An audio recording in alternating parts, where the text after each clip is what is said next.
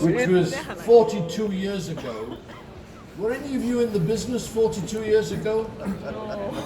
Were any of you born 42 years ago? Okay, 3 of you. Okay. I came to Mdrt and people were talking about the formula 10-3-1. And I said, what is this 10-3-1 formula? And they said, you see 10 people, 3 of them, if you call on 10 people, 3 of them will let you complete a fact find, let you complete a presentation, and 1 of them will buy from you.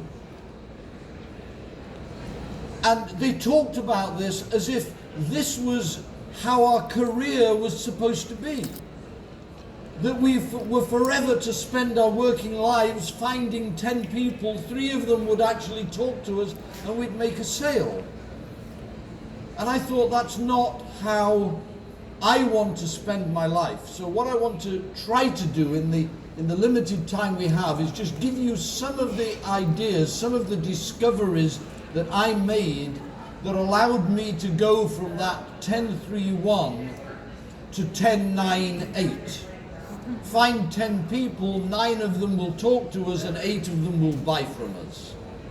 Okay? Now there is no translation, so I assume everybody understands English? Yes. Okay? What? Okay, and please feel free if you have a question to ask it at any point you want to ask the question, because otherwise I'll be finished in about 5 minutes. Okay. What is it that we have to do to move us from this 10-3-1 so that we can start to do business with far more of the people we see? What is the most important thing we do in any kind of relationship? We create trust. It's very interesting that we're all taught by insurance companies about a sales process. We never taught about the buying process. And the buying process, what's going on in our client's mind. The buying process looks like this. Step 1. Do or say something which causes the prospect to think, ooh, this sounds interesting. Step 2. Is there something in this for me? For me, the prospect. Ooh, this sounds interesting. Is there something in this for me? Step 3. Can I trust this person? Step 4. Does he or she have my best long-term interests at heart? So, we talk to a prospect, we do or say something that causes them to think, ooh, this sounds interesting. Is there something in this for me? Yes, there is. Can I trust this person?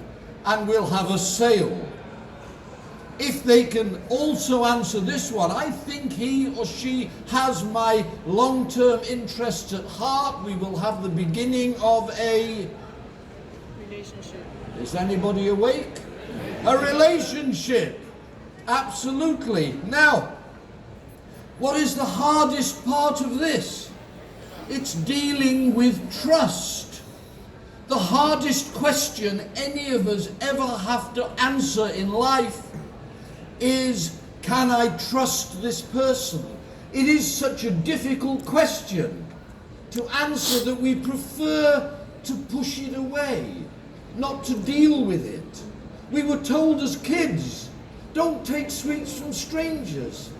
Don't talk to strange men, girls, you were told. Boys, we were told, don't talk to strange women.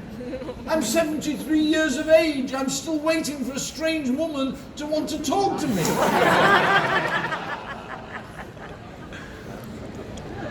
Don't trust. Don't sign it till you've read it. Don't trust. So along comes the insurance advisor, and we're faced with this question, should I trust this person? And the easiest thing for us to do is not to answer it.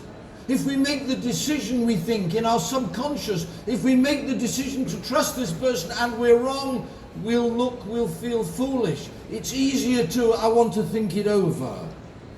I'd like to talk to my uncle. I can't afford it. I'll talk to you, I'll let you know in the future.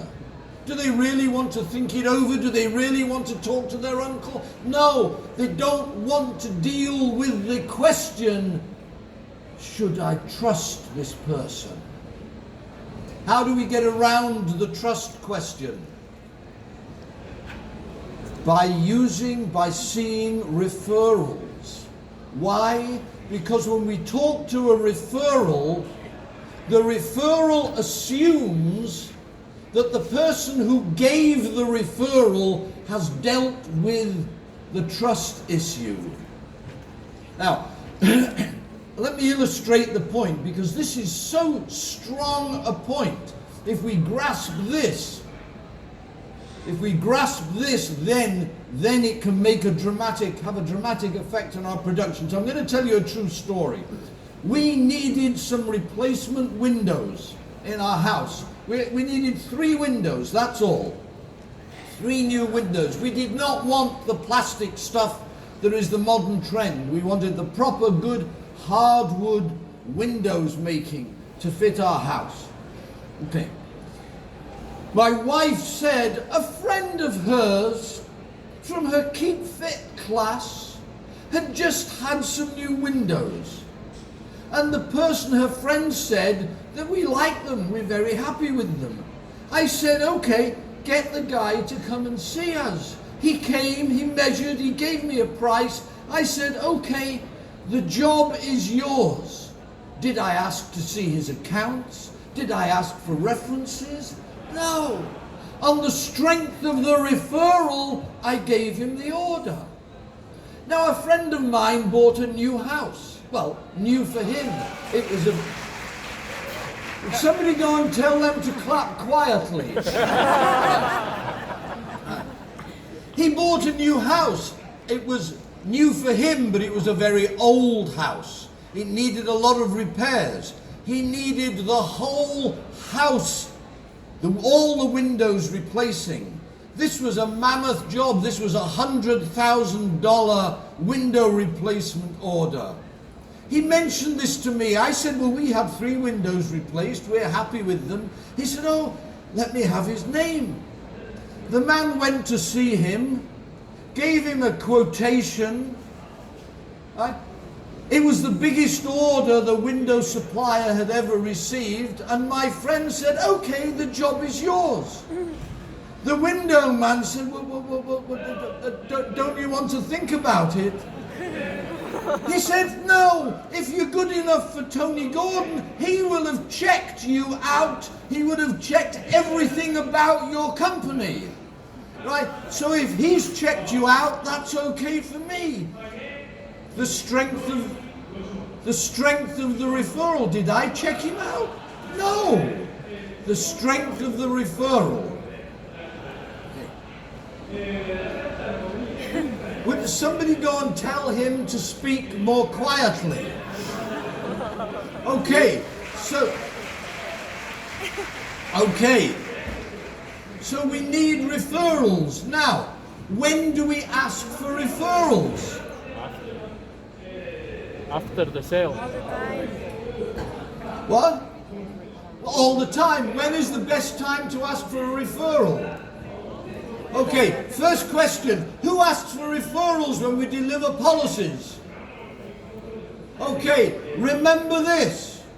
You do the mailman's work, you get the mailman's wage. Stop delivering policies. Put them in the mail. Don't ever deliver a policy. And look how much extra time it will give you to be selling more policies. Okay. But your manager said you have to deliver the policy because that's when you ask for referrals. No, we ask for referrals at the point of sale because we need to train our clients. We need to train them to expect to give us referrals. And we have to do that when we have the greatest influence at the point of sale. So we have to think about referrals like this, because most insurance companies taught us there's a sales process. You start with a name and you work your way along, and hopefully you make a sale, and you go back to the office and somebody claps you on the back, and at the sales meeting on a Friday afternoon they give you a little cheer because you made a sale this week, and it's all over. And then you have to start again. It's wrong. Think of it like this. It is a cycle. It is not linear. It's a cycle. You get a name. You make the call. You have a meeting, appointment. You have a meeting. Maybe you need a second meeting. You make the sale. You get a name. Imagine this. This is the wheel of your bicycle. You leave any part out of this and you have a very uncomfortable ride.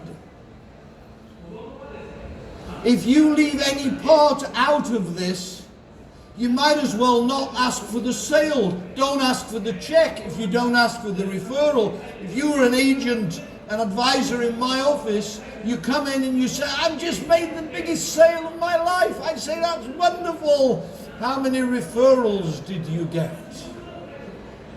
Ask for referrals. It's essential to ask for referrals.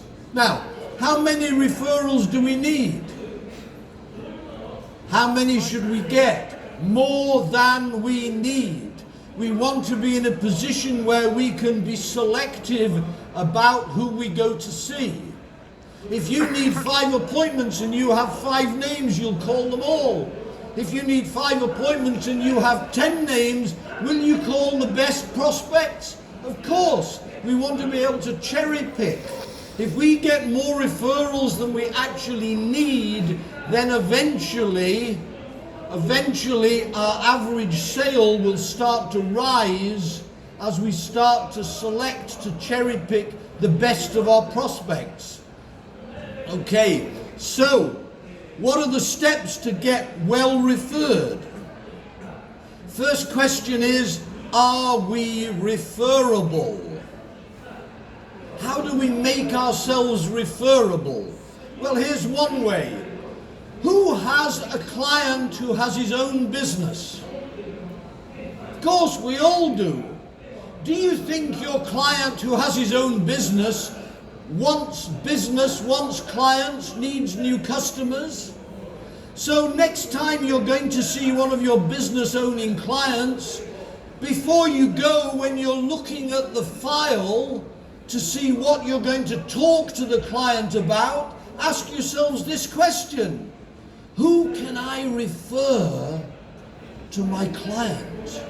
Which of my other clients? Who do I know that I can refer to this client? Because if I refer to him, law of reciprocity, if we give, people are honor bound to give back. The law of reciprocity. We don't have to give very much. We only have to give a little, give a referral. How many of us are involved in our communities? Whether it's your church or your synagogue or some volunteer or it's the school. We start to be respected for having good judgment, being willing workers, and you will attract clients in your community to you. You won't even have to prospect them. They will come to you if you give your time in the community. Be referable. I'll tell you a story about the law of reciprocity. A few years ago, my wife and I were in Thailand. Anybody here from Thailand? Okay, one on the back. Okay, we were in Thailand on holiday. Now, shopkeepers in Thailand are very clever.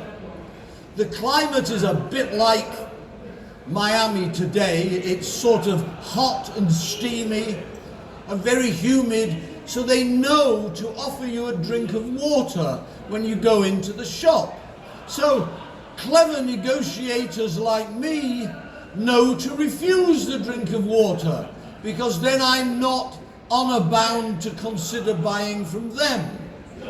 Except we went into one shop And we're looking at, and we didn't want to buy anything. We were just trying to get out of the rain and curious as to what we might see.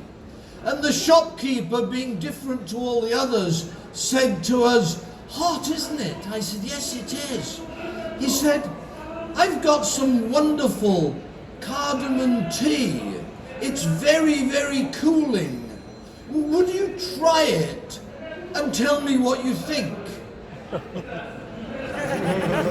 Well, I can tell you, we bought all kinds of stuff we didn't want. Law of reciprocity: give a little and your clients will give back to you. Okay, so how do we ask for referrals? Well, I've got all kinds of referral ideas. Okay, so let's do just some basics. But is this still on? Whoa. Hello, hello? Hello? Loud and clear. We're off. It's gone off. It's on? It's on? Is it back on? Yeah. Okay. Do I have to fix everything here? Okay. Okay. All right, here's the first suggestion. When you go to see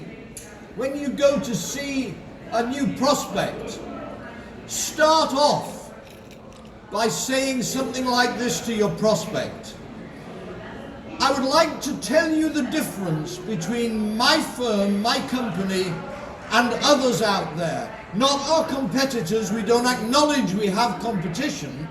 I'd like to tell you the difference between my company and others out there.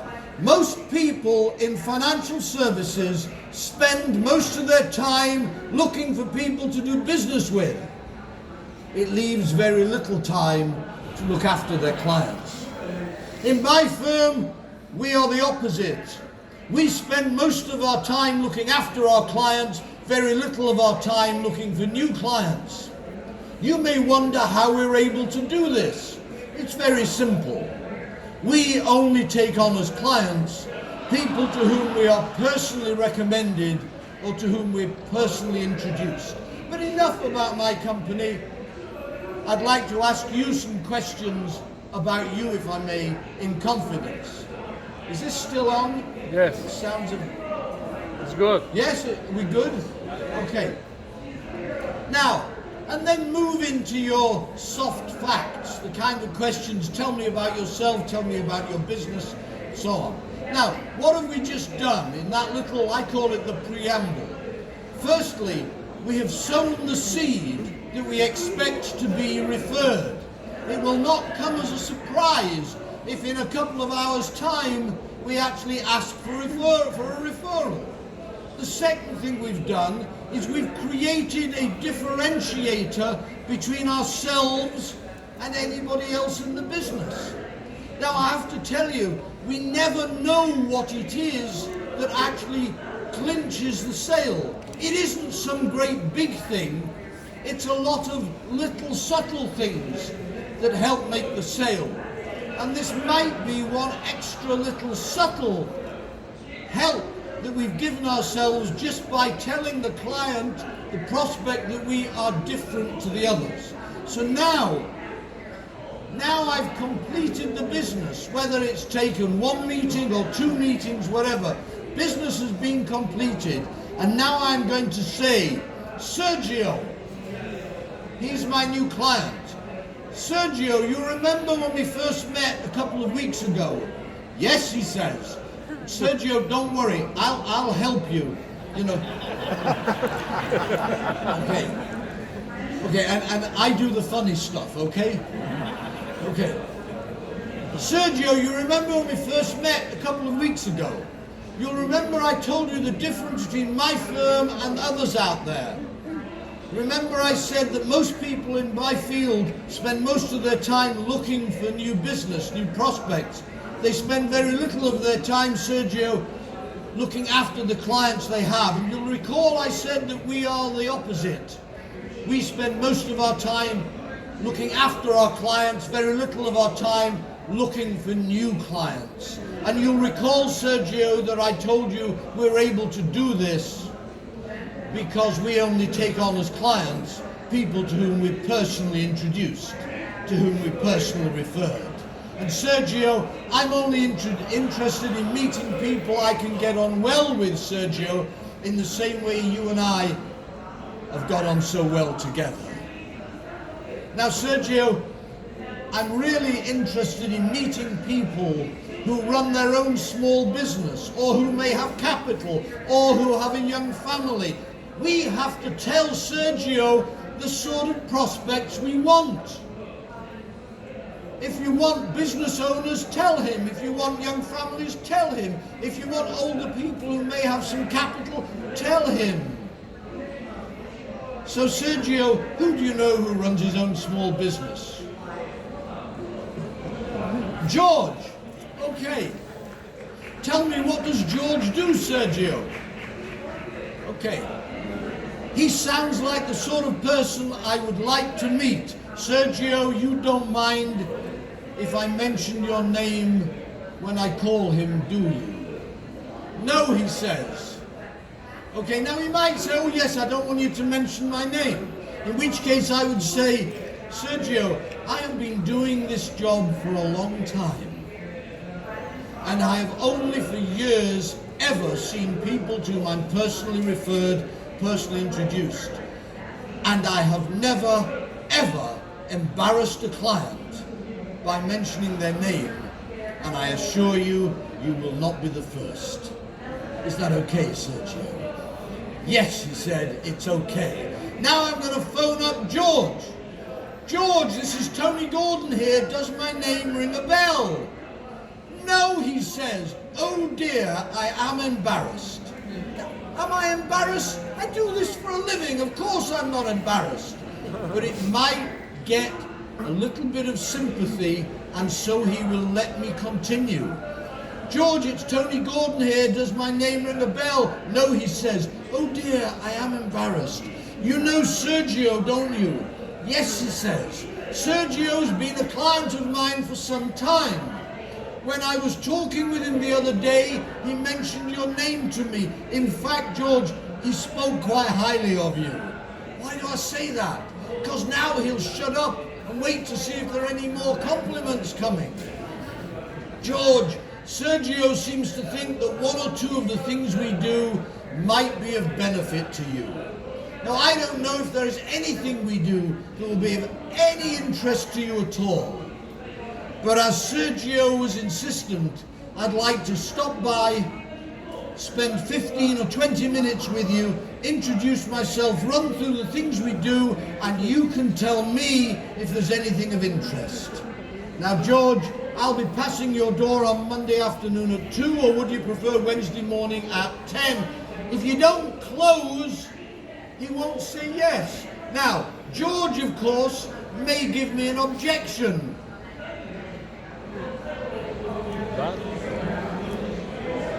Think of a real objection. Okay. What's it all about, is what he'll say. What's it all about? I'm helping you here, George. What's it all about, he says. Oh, of course, I'm sorry. Sergio hasn't told you about me. We're in the financial business, George. We advise our clients on ideas for putting money to work. Many of our ideas are very tax efficient. I'm sure, George, like all of my other clients, you would agree tax is something better not talked about on the telephone. Yes, he says. Now, would Monday afternoon at 2 be convenient, or would you prefer Wednesday morning at 10? You have to keep closing. Well, I have an accountant who advises me on my tax, he says. Of course you do, George. I wouldn't want to meet with you unless I thought you were getting good tax advice already. Is Monday afternoon at 2, or would you prefer Wednesday at 10? Well, if it's savings, I have somebody who advises me. Of course you do, George. I wouldn't want to meet with you unless I thought that your basic needs had already been dealt with. Is Monday afternoon at 2 convenient, or would you prefer...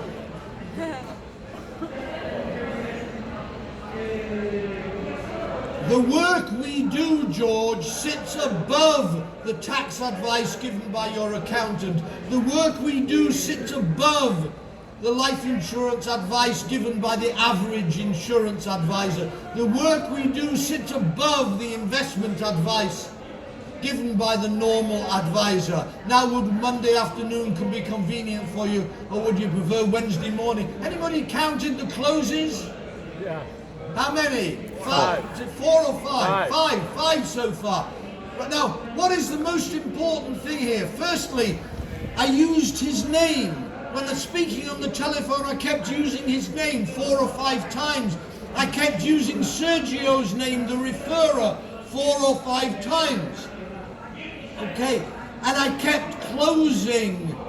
If you use what I have just told you, if you close 3 times, you will get 6 or 7 appointments out of 10 calls.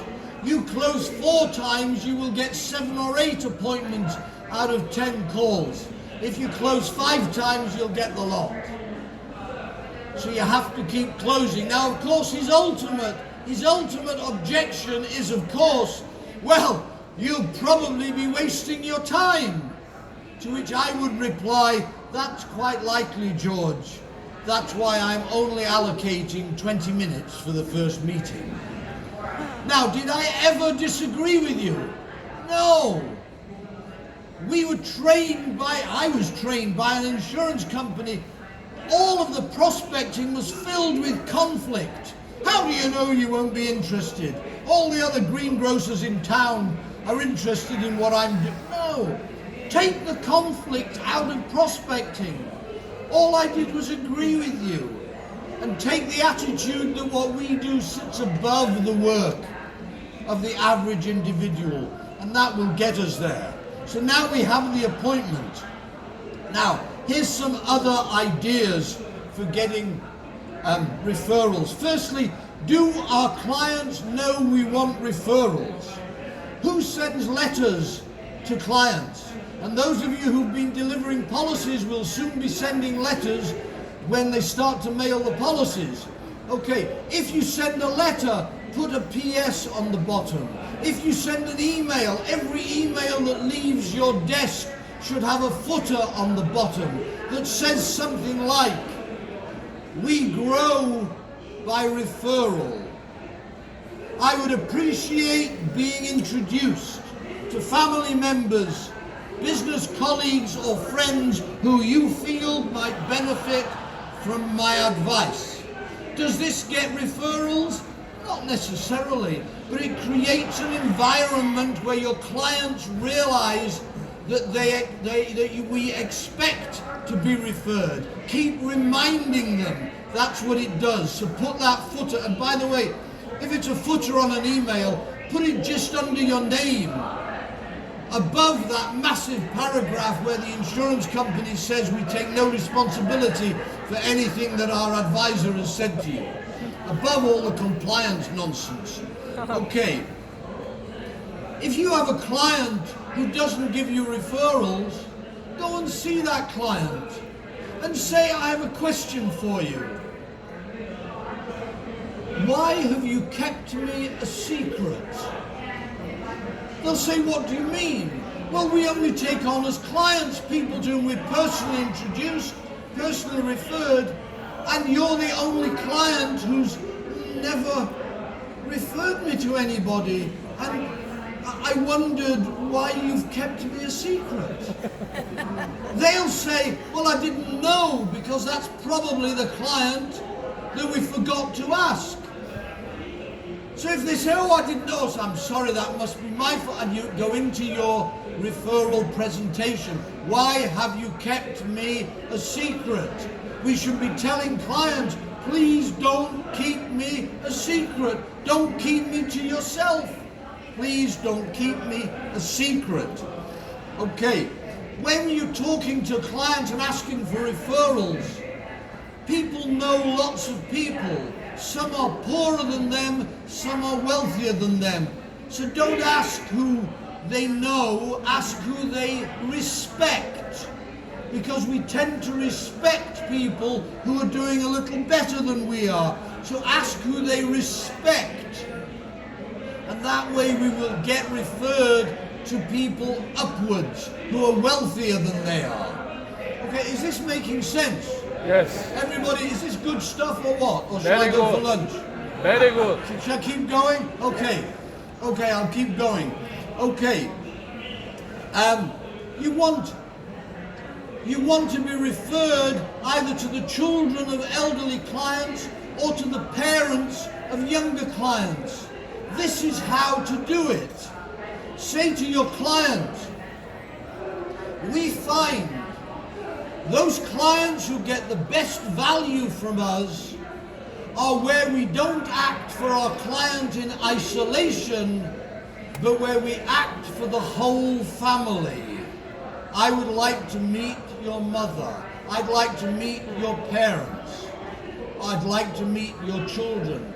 Why do you want to meet my parents? Because we find we can usually get a higher rate of return for our older clients on their savings.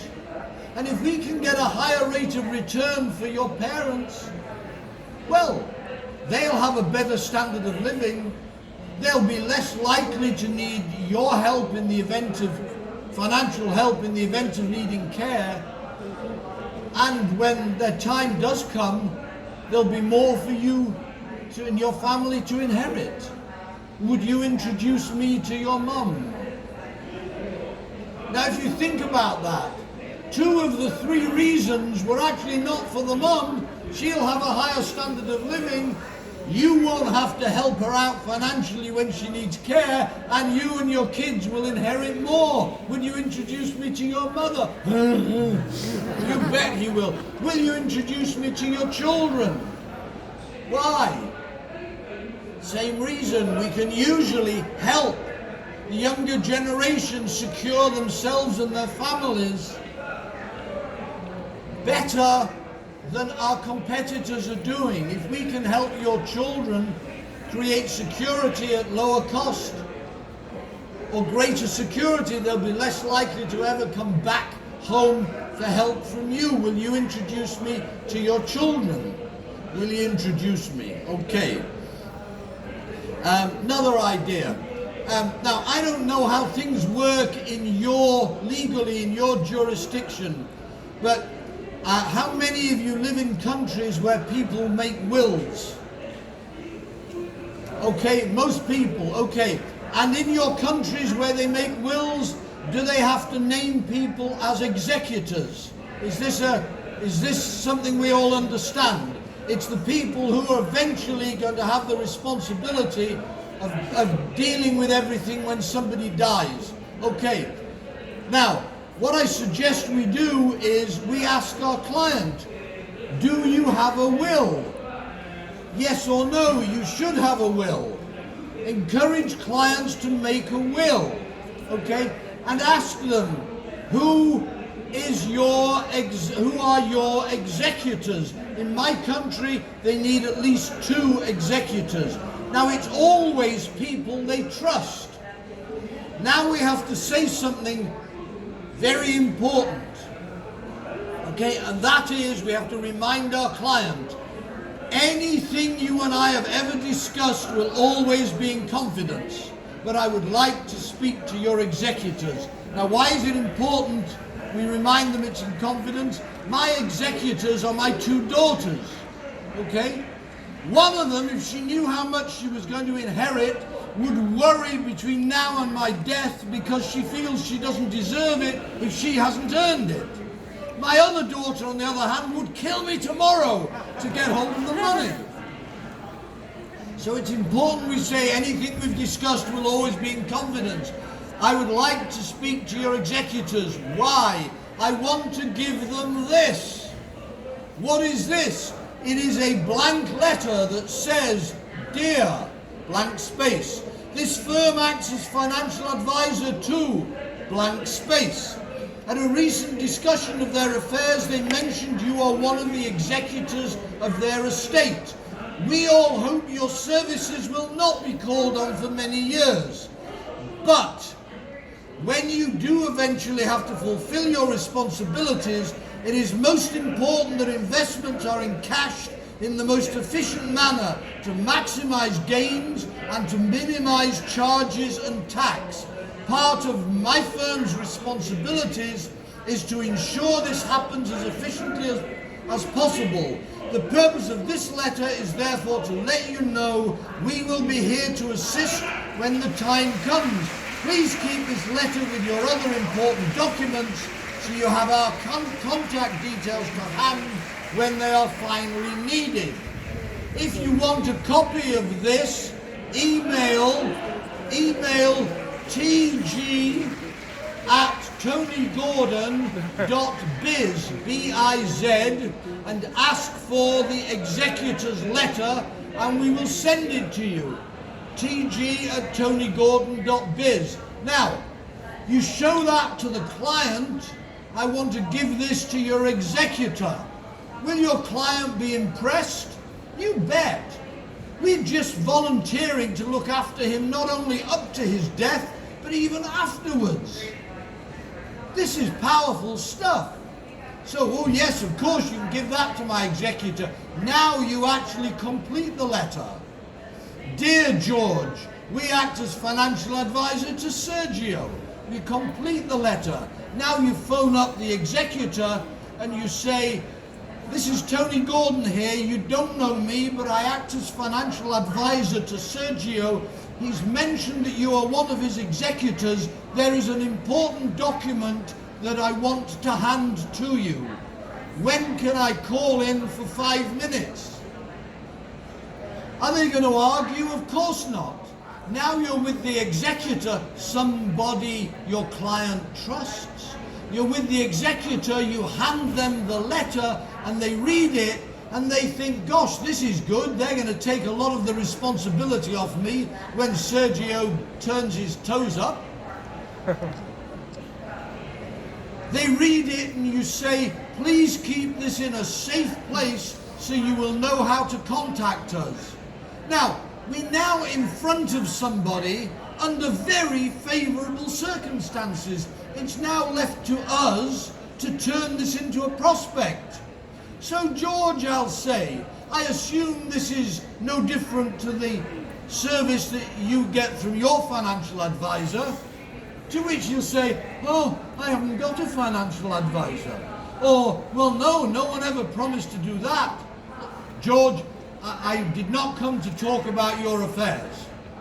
But if you would like, I'd be happy to set aside a time in the future, 15, 20, maybe 30 minutes, and have a quick, I'll just explain to you the sort of things that we've done for Sergio and see if there's anything there of interest to you.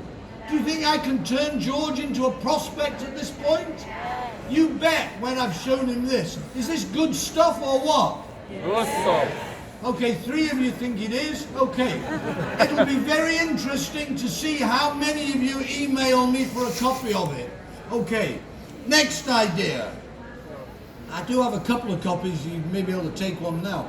Okay, next idea. If you're a bit short of prospects, make a list of your best 20 clients. 20 is a totally arbitrary number. It could just as easily be 10 or 30.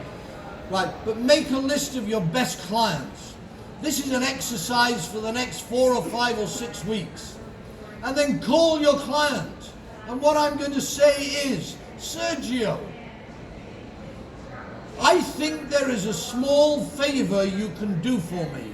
I would like to buy you lunch one day next week, and I promise I am not going to talk about your life insurance or your savings or your retirement plan or whatever business Sergio has. Which day will be best for you, Sergio? Now, will Sergio see me? Yes. Yes. Why? Number 1 is one of my top clients. I had a client who used to phone me up regularly and say, please can I come and visit my money? Right.